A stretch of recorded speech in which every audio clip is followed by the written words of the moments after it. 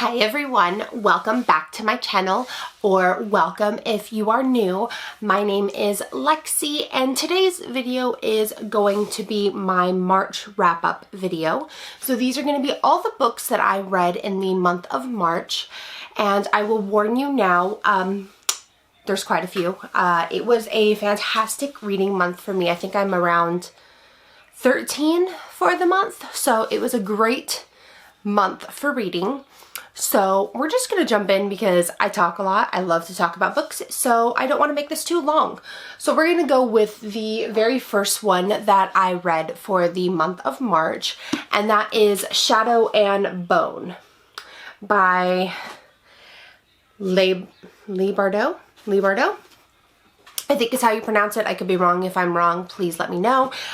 So Shadow and Bone, this follows Alina and how she figures out that she has some special power, and she goes and meets the Darkling, and she's training how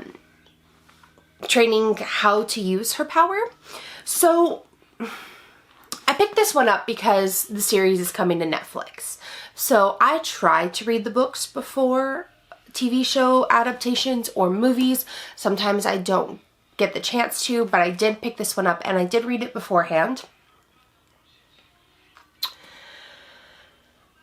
This one, I don't know. I think I rated it a 3-star. It wasn't my favorite book of all time. It wasn't. I think I went in with higher expectations because everybody was like, oh my god, the show, the book, everybody was hyping about it, and I was like, okay, I'll give it a shot.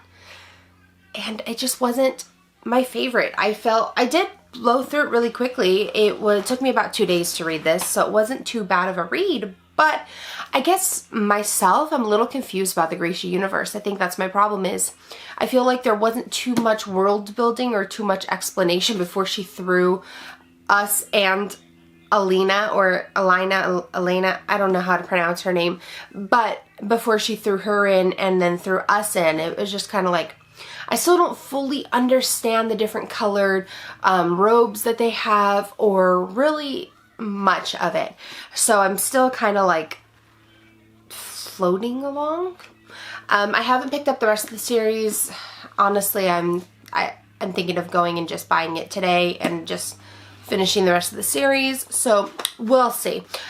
I'm not saying this is a bad book, but it wasn't my favorite, so it was like a happy middle ground. I'm still going to continue on with the series, and I'm still going to watch the show because I've invested the time in the book, so I might as well invest the time into the show. Okay, now next, I kind of want to go in order. So Shadow of Bone, okay. I listened to this book on Audible. I have the Audible Plus membership or whatever, so I just kind of pick books that are included with it and just give it a shot. I read Marriage of Inconvenience by Reid, or I listened to it. It was a typical book that has to do with somebody getting married because they have to. Wasn't good, wasn't bad. I rated it 3 stars. So it's just a typical fake marriage maybe turning into a real one. So if you're interested, you have an Audible, it's decent. It's not the best, it's not the worst, but it was a decent read. So it kept me occupied. Okay, next, I read this on Kindle Unlimited, and I loved it. I rated this a 5-star. This is The Idea of You by Robinne Lee. I love this. This follows for the life of me, I cannot remember her name. I am so bad with names. Soline. It follows Celine. She is a 39 turning 40-year-old single divorced mom, and she meets a 20-year-old British band member, and the book follows their romance. I loved it. It was such a great book. Ending was not what I was expecting, but I got over it. But it was unique to watch the aspect, because we get a lot of the books and the movies that are the older man falling for the younger woman, but we don't get too many of the older women falling for the younger man, so it's kind of interesting to see that aspect and see how society handles that and treats that couple. So it was a good book. It was fun. It was a fast read. So just a cute little romance. So definitely recommend The Idea of You. It was super, super cute. Okay, next was Girl A by Abigail Dean. This one I wanted to love. Honestly, I could have gone without reading it. This will probably be a book that I give away or something like that because I didn't enjoy it. I rated it a 3-star, being nice, but I could have done without reading it. I think my problem was when I picked it up from Book of the Month, it was classified as like a thriller or a suspense or something like that. So I was going in thinking this is going to be a page turner. I'm going to be invested. There's going to be some times where I'm going to be like, ooh, this is a little creepy, or, you know, something like that. I was expecting some kind of thrilling, suspenseful thing. There was nothing of that in here. This follows Lex Gracie, who grew up in a house of horrors with her parents. There are some trigger warnings in this book, child abuse, stuff like that. So be careful going into it. But it follows her having her parents die, and her and her siblings that grew up in that house now are the beneficiaries of the house, and they now have to pretty much figure out what they want to do with it. And then while they're figuring that out, they're reliving that house of horrors, or not even reliving, that's what the book says, but they're kind of coming to terms with what happened to them in that house of horrors, with what their parents did to them. And it didn't cut it for me. It was nice watching Lex as a character grow and come to terms with everything. That was great. Maybe if it was classified differently and I went into it differently, then maybe it would have been a better book for me. But this book left more questions unanswered than answered. There were just too many questions that came up at the end for me to really feel like this book was a clear start-finish book. This was just kind of a very open-ended book. Maybe she'll come out with another one that kind of further explains. We'll see. If she does, I'll probably pick it up because there's way too many unanswered questions, but who knows. 3-star, probably won't read again. Just, yeah. Okay, next book, I'm looking on my Goodreads to kind of go in the order that I read in. Okay, next one, this has been on my TBR for the last couple months. No surprise here. This is The Duke and I by Julia Quinn, the book that Bridgerton, the show on Netflix, is based off of. Cute book, definitely. I'll continue with the series. Similar to the show, a little bit different, but nonetheless, it was good. I have the rest of the series. I'm going to continue them because I do like a historical romance. I think they are some great books, and these are just such cute, fun, little fast reads. So definitely, if you like historical romance, pick them up, try them, watch the show. It's all good fun. So yeah, I would recommend actually reading The Duke and I and not just watching the show. But altogether, pretty good. Okay, now we have this. I read on Kindle Unlimited as well, but I have a little flyer that the author had, or like a little card that the author had sent me. But I read That Summer by Jillian Dodd. If you have watched any of my reading videos, you know Jillian Dodd is one of my favorite authors. I just love her. She writes such nice, quick, easy, light-hearted romances, and I love them. But this one, That Summer, is a continuation from that boy series, which is on the back.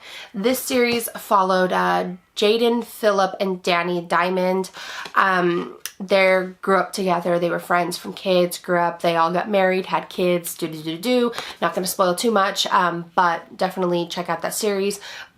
I would check out that series before reading this because, yeah, there's going to be some, if you read That Summer before you read that boy series, things are going to be spoiled for you.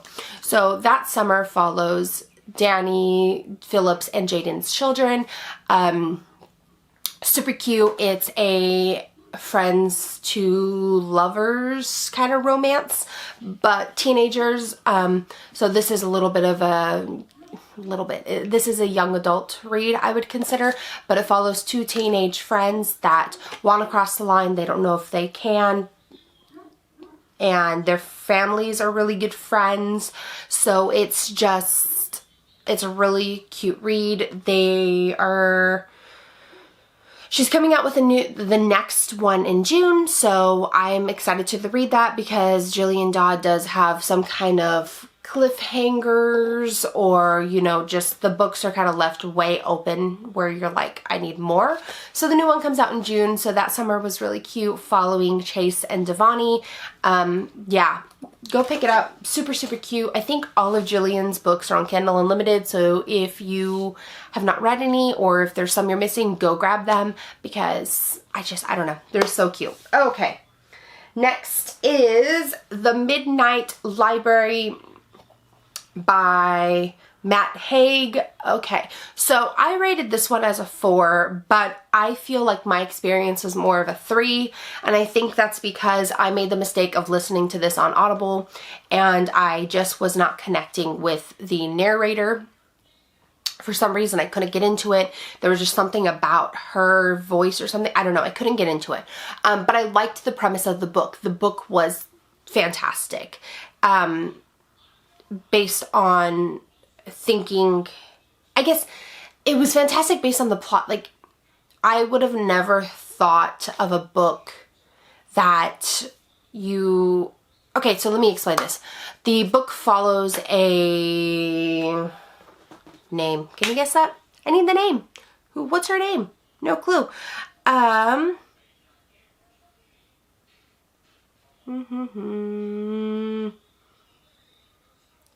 Wow. Nora. Nora's her name. It follows Nora, and she no longer wants to live, so she does take her own life. And in this book, between life and death, there is some sort of alternate place that you can go. In her case, it's a library. In some other cases, there are like video stores, stuff like that. But it's a place in between life and death where you can go and see the possibilities that your life could have turned out. So in her case, it's a library full of books, and each book is a different way that her life could have been. So she learns that maybe some of her regrets weren't really regrets, or some of her life choices or ways that her life could have been maybe were not the best choice for her, and she just didn't realize. So it was pretty interesting to read a book like that. I think I'm gonna have to pick it up and read it myself, because maybe I'll kind of relate to it a little bit more. That's why I gave it a 4, because I don't hate the book.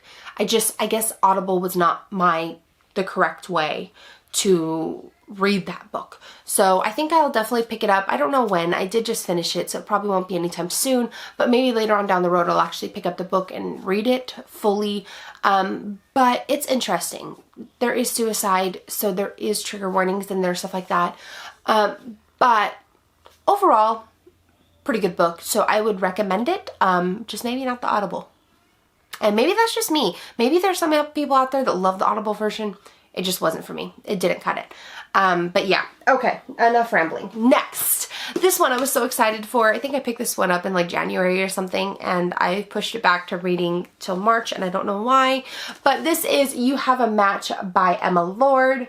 And if you have watched my videos before, you know that I loved her first book, Tweet Cute. This was her second book, and I loved it. It was a cute little young adult romance. It also made it on to Reese Witherspoon's book club, and I love this. This follows Abby, who originally puts her DNA or signs up for this DNA match website to help her friend and crush Leo, who is adopted, who's trying to find more about his real family.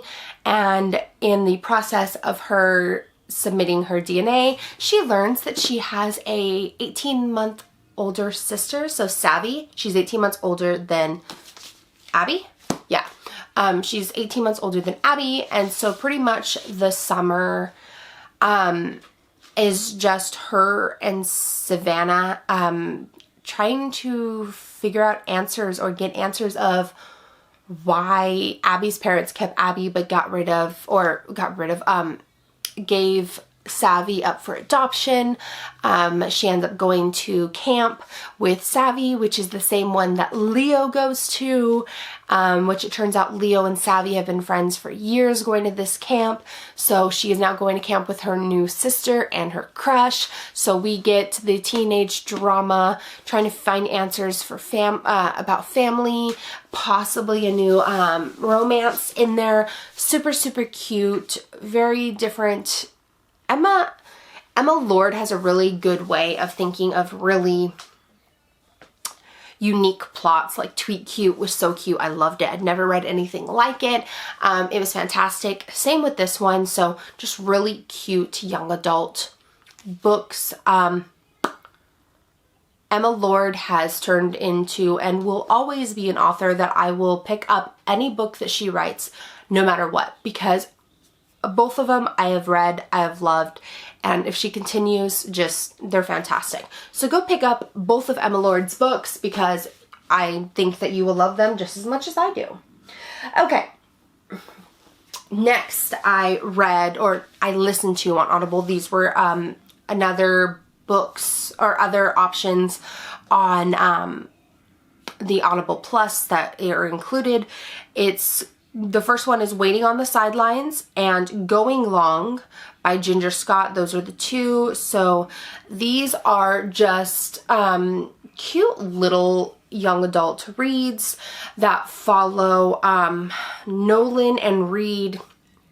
Starts off in high school, goes to college, but they're friends. Reid's a football star, Nolan's more of a tomboy. And there's some teenage romance and stuff like that. They have a group of friends. I'm not going to spill who's dating who, whatever. But just cute teenage romance books that revolve heavily around football. So if you enjoy football and young adult romance, these are cute little books to listen to. So definitely go give them a shot. I'm listening to the third one now, which I think is the final one. Super cute little series. I think I rated them 3 to 4 stars. Probably more on the 4-star because they were entertaining. I enjoyed them. They were cute. Okay, next is The Kindest Lie by Nancy Johnson. So this book follows Ruth Tuttle in 2008, right after Obama gets elected president. Her and her husband are living in Chicago and they decide to want to start a family, but Ruth hadn't told her husband that she has a secret. She ended up pregnant at 17 and gave up the baby for adoption.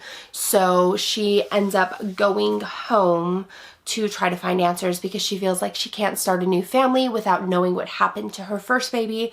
So this is a story about her going home, trying to find answers about her first baby, also meeting a boy who is struggling in his own life named Midnight. They kind of help each other through things and through their problems. But yeah, very, very good book. This, it does have adoption in it. It does have,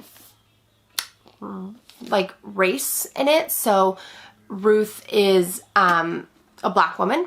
And when she goes back to her home, I think it's like in Indiana or Illinois. I can't remember which one it is. But her town does have some kind of racial problems where, you know, if you're a young white boy, you're not supposed to be found on this side after dark, or, you know, a black boy on this side. So it's interesting. There is the race aspect of this book that I enjoyed listening to.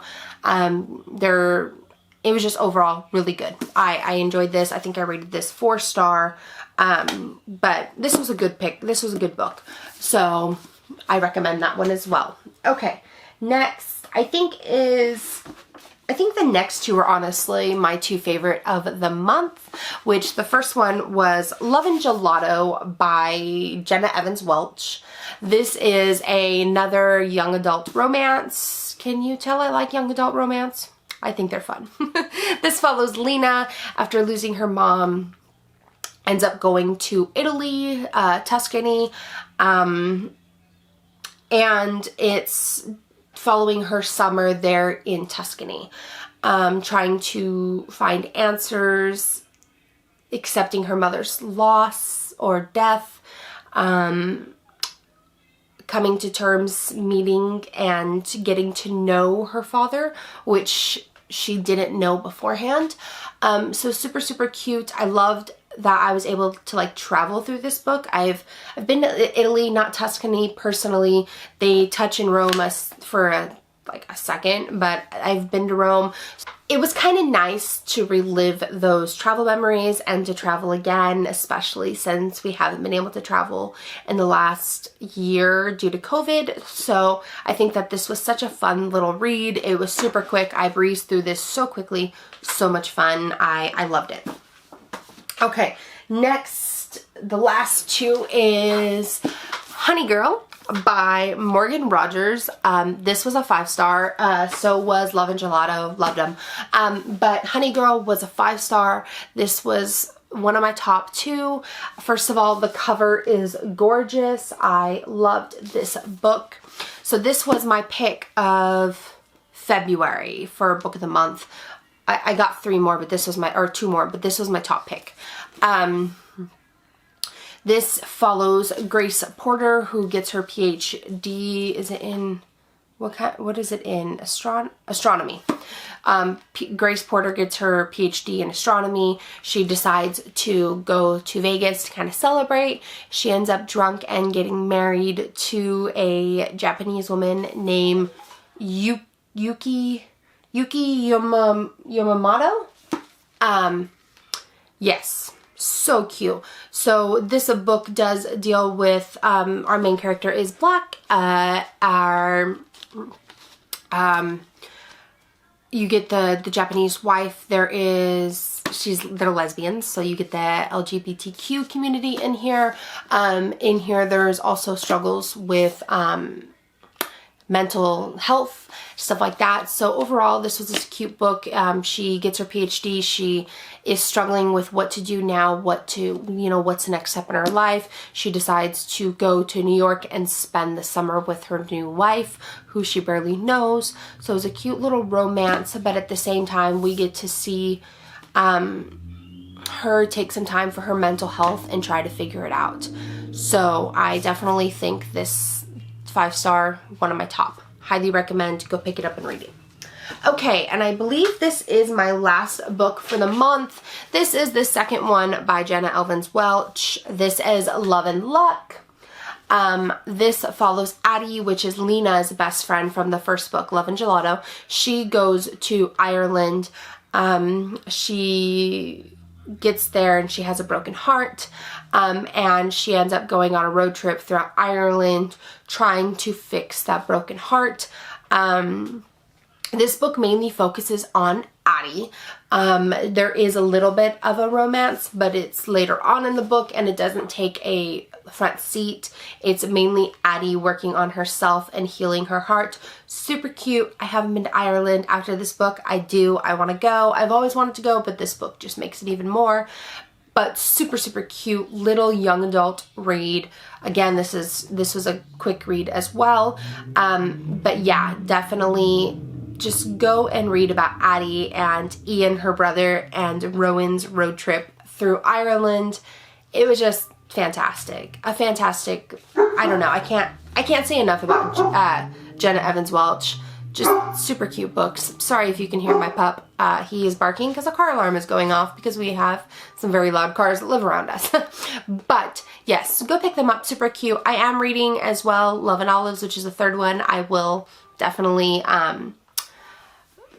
put that in my next book or a video about what I read, so it'll probably be in April's wrap up. But yeah, super cute. So those are all the books. I hope I talked pretty quick through them. I hope this video wasn't too long. But yeah, if you have any questions or you want more details about the books, leave a comment below. I'd be more than happy to share. If you guys have recommendations for me, again, leave a comment and I will, yeah. Oh, and if you like this video, please give it a thumbs up. And if you're new, please subscribe. I would love to have you join the channel. And I will see you in the next video. Thanks.